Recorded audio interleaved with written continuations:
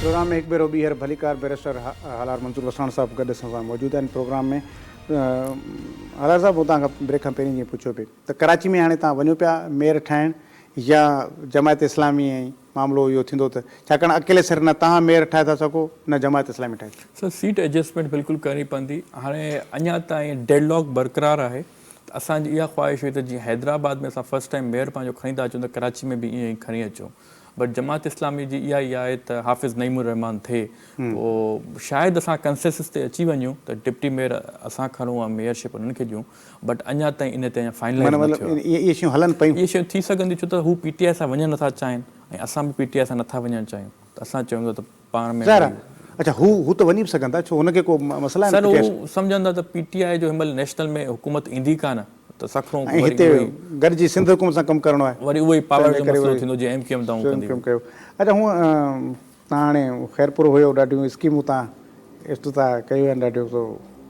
हाणे मूंखे ख़बर न आहे तव्हां खां पुछंदुसि त नाराज़ थी पवंदो, पर तव्हां माना जेके स्कीम्स खे तव्हांजो जेको इनाग्रेशन कयो आहे मतिलबु कहिड़ी कैपेसिटी में कयो आहे? सर मां तव्हांखे थोरो अर्ज़ु ॿुधायां।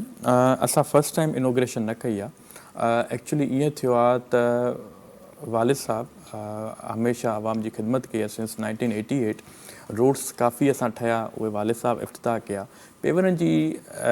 जो बि इफ़्तिताह वालिद साहब खे ई करिणो हुयो, ज़ाहिरी ॻाल्हि आहे उन्हनि ई ठाराया आहिनि। न इहे स्कीम्स लोकल गवर्नमेंट मां आहिनि या सिंध हुकूमत जे उनमां आहिनि? सर सिंध हुकूमत कम्युनिटी डेवलपमेंट जा आहिनि। उन्हनि खां असां वरितो, CM साहब अप्रूव कयो ऐं उन खां पोइ इहे असां ठारायासीं। तक़रीबन 160 मिलियन रुपीज़ जो पूरे तालके कोडिजी में असां पेवर स्कीम्स लॻाया आहिनि। पोइ इत्तेफ़ाक़ सां ईअं थियो त ॻोठनि जा माण्हू, छो त मां उते विज़िट कंदो वठंदो हुउमि घड़ी घड़ीअ, त माण्हुनि बि इहा इज़हार कयो त सर इफ़्तिताह तव्हां कयो। इवन मां न पियो करणु चाहियां, बट पोइ मूं इफ़्तिताह कयो। इफ़्तिताह करण में को हर्ज न आहे।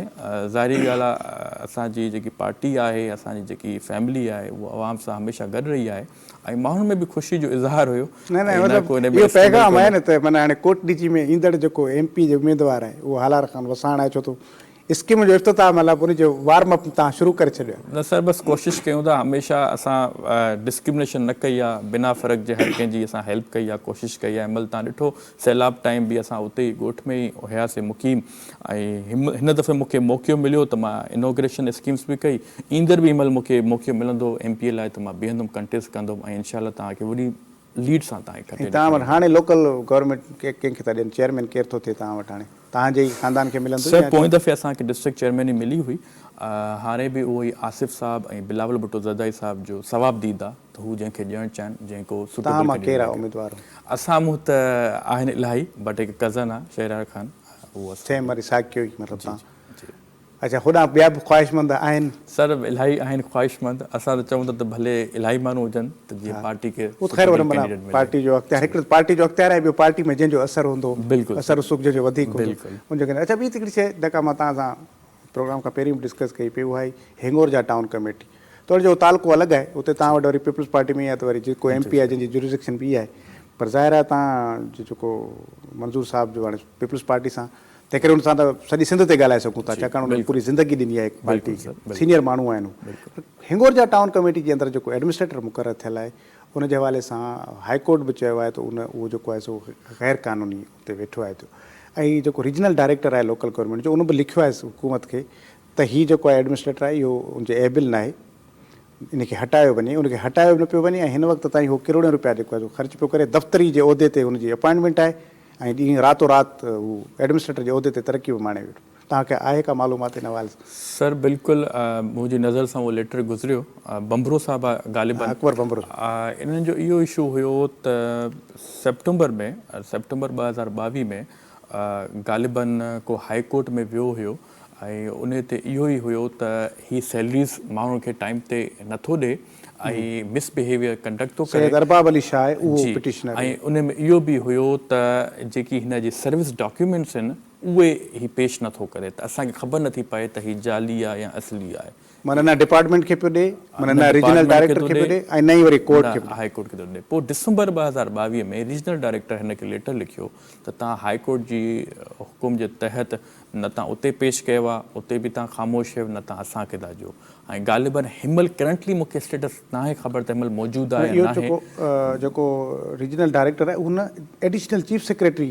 एडिशनल चीफ सेक्रेटरी ख़त लिखियो आहे त हिन खे तव्हां रिमूव कयो, छो त ही पोइ सर शायदि थियो हूंदो मतां न अञा ताईं वेठो आहे, मुंहिंजी पाण ॻाल्हि थी अञा ताईं हुते मौजूदु आहे। पर अच्छा ॻाल्हि इहा आहे त माना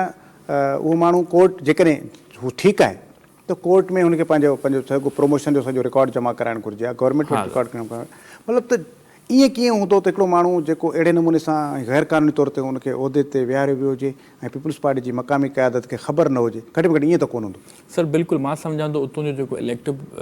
रिप्रेज़ेंटेटिव आहे उनजो फ़र्ज़ु आहे त जेको बि उते एडमिनिस्ट्रेटर लॻे, टाउन ऑफिसर लॻे, इवन 5 स्केल खां वठी 17 स्केल ताईं जेको बि हुजे, अगरि को बि उते रखिजे थो त उन्हनि जी ज़िमेदारी आहे इंश्योर करिणो आहे त उहो सही आहे, क्रेडिबल आहे ऐं अवाम जी सही सां ख़िदमत करे थो। पर बदकिस्मती सां जीअं इहो इंसिडेंट अची वियो आहे त ज़ाहिरी ॻाल्हि आहे अञा सम्झ में नथी अचे त अञा ताईं इहो मौजूदु छो आहे, बक़ौल तव्हांजे अगरि आहे त इन जी जांच थियणु खपे। ऐं हाई कोर्ट में अगरि सर अहबाब अली शाह साहब पिटीशन विझी अगरि उनजो नथो थिए त हू अर्जेंट एप्लीकेशन बि विझी सघे थो, पुछी बि सघंदा, उनखे घुराए बि सघंदा ॿीहर, न त सुप्रीम कोर्ट में चैलेंज करे सघंदा। पर ॾिसो न रीजनल डायरेक्टर पंहिंजे डिपार्टमेंट खे लिखियो आहे, बिल्कुलु हाणे डिपार्टमेंट मतिलबु उहो नथो करे तंहिंजो मतिलबु तुंहिंजो डिपार्टमेंट सां ई को गठजोड़ आहे मामिलो, या त वरी ॿियो त ॾिसो त तव्हांखे ख़बर आहे त तव्हां वटि मिसाल कोंडी जी में जेको बि एडमिनिस्ट्रेटर हूंदो उहो ज़रूरु तव्हांजे हुन सां चवण सां तव्हांजी मर्ज़ी सां रखियलु हूंदो, त घटि में घटि तव्हांखे त मालूमात हूंदी त जंहिं माण्हू खे तव्हांजी सिफारिश पिया कयो, रिकमेंड पिया कयो, उहो कैपेबल बि आहे या न आहे। जेको माण्हू उनजी प्रमोशन ई सही तरीक़े सां न हुजे, प्रमोशन जो बि इशू अथनि ऐं सैलरी जो मिसबिहेवियर आहे, उहो ज़ाहिर जेतिरो माण्हू पढ़ियल न हूंदो ओतिरो ई हूंदो न। जेकॾहिं हिकु माण्हू पढ़ियल ई कोन्हे, हिकिड़ी मामूली तालीम आई, हुनखे तव्हां 5 स्केल खां खणी तव्हां 16-17 में विहारे छॾींदो। ग़ालिबन हिकु लेटर सां त इहो साबित थो थिए त इहो एडमिनिस्ट्रेटर सही पोज़ीशन ते न आहे फैक्चुअल डिस्प्यूट ॾिसो हुननि वटि सर्विस आहिनि न आहिनि, उहो पंहिंजो अच्छा ॿी वरी इहे शइ इन दौरान माना वॾो वक़्तु थी वियो आहे, तक़रीबन 2-3 साल थी विया आहिनि जेके पाण वटि एडमिनिस्ट्रेटर वेठा आहिनि, लोकल गवर्नमेंट जो जेको सिस्टम ख़तमु थियो, इन दौरान माना इन जो सिस्टम कीअं हूंदो आहे? छा पंहिंजी मर्ज़ी जा मालिक आहिनि शयूं फंडिंग जारी करनि, कमु कराइण जा, या को पॉलिटिकली बि को चेक एंड बैलेंस मथां आहे? छाकाणि हूअं त ॾिसो न डिस्ट्रिक्ट काउंसिल हुई, चेयरमैन आहे, उनजे अंदरि हेठि काउंसलर हुया, हिकिड़ो सिस्टम हुयो न, हाणे उहो सिस्टम त ख़तमु थी, हाणे तव्हां एडमिनिस्ट्रेटर त हू छा वन मैन शो आहे या को ॿियो मैकेनिज़म आहे? मां तव्हांखे ॿुधायां डिस्ट्रिक्ट काउंसिल जो अलॻि एडमिनिस्ट्रेटर आहे, टाउन कमिटीज़ जो अलॻि एडमिनिस्ट्रेटर आहे, ठीकु आहे सर। हाणे जेको डिस्ट्रिक्ट काउंसिल जो एडमिनिस्ट्रेटर आहे उहो विच में DC वटि पावर्स हुयो, सिंध गवर्नमेंट जो त DC खे सॼा पावर्स ॾेई छॾियो। हालिया दौर में तक़रीबन 15 खां 20 ॾींहं थिया आहिनि वरी एडमिनिस्ट्रेटर लागू थिया आहिनि, ऐं ऑब्वियसली एडमिनिस्ट्रेटर जेको अचे थो उन्हनि वटि बि लिमिटेड फंड आहे, ऐं ज़ाहिर ॻाल्हि उहे एतिरो पावरफुल न आहिनि जेतिरो डिस्ट्रिक्ट काउंसिल जो चेयरमैन या ॿिया आहिनि, बट हू इहो कोशिशि करे सघंदा त किथे CC ब्लॉक आहे, किथे अर्थ फिलिंग आहे, किथे ड्रेनेज आहे, मैक्सिमम 20 लख ताईं का बि नंढी ख़्याल में टाउन कमिटी जो 4 लख पर वार्ड आहे सर। बिल्कुलु उहो काउंसलर्स जे हिसाब सां OZT बिल्कुलु आहे, वार्ड जे हिसाब सां 4 लख आहे, जेकॾहिं 5 वार्ड हूंदा त 20 लख रुपया टाउन कमिटी महीने ते मिलंदा। सैलरी बि इलाही आहे सर, सैलरी बि इलाही रखियल आहिनि, कच्चा पक्का मुलाज़िम, वरी इतफ़ाक़ सां जंहिं टैक्स न पीआरे त FBI वरी हुनजे अकाउंट में खणी थी वञे, त इहे बि वॾा मसइला थिया आहिनि असांजे ज़िले में। अच्छा ॿी हिकिड़ी शइ त माना इन में पाण ॾिसूं था त हाणे केतिरनि ॾींहंनि में थियणु पियो वञे इहो कुझु सिस्टम, कॾहिं हलफ़ खणंदा चेयरमैन? काफ़ी दोस्त मूंखां पुछंदा आहिनि जेके खटे त आया आहिनि, चवंदा असांखे 8-8, 9-9 महीना थी विया आहिनि, तव्हांजी